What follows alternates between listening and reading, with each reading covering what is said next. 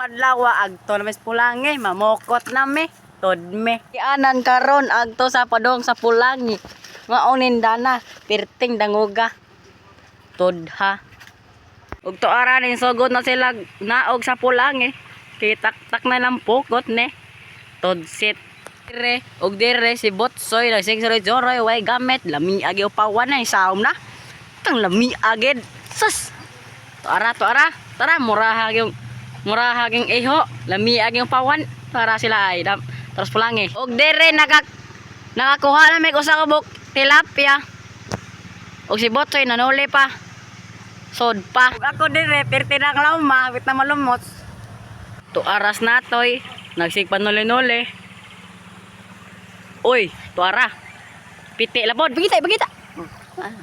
Bagita rin. Pakse, good size na.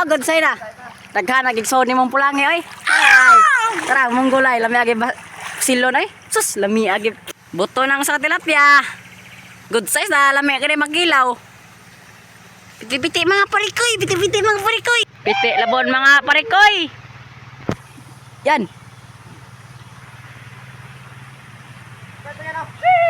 Good size na sad. To aray. Na murag nag-utin. Ten. Ara parikoy.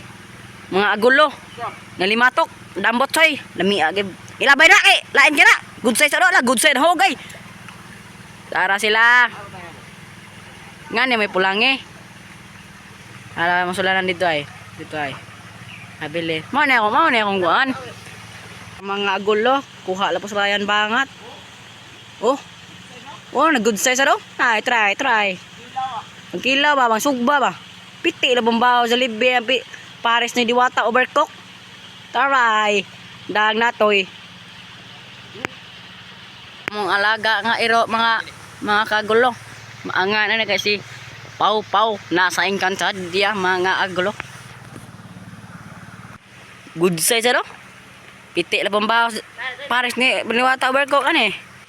Mao ning first nga nahuli sa aming pukot mga parkoy dito sa Pulangi. Kagulo, nagkuha ng bot.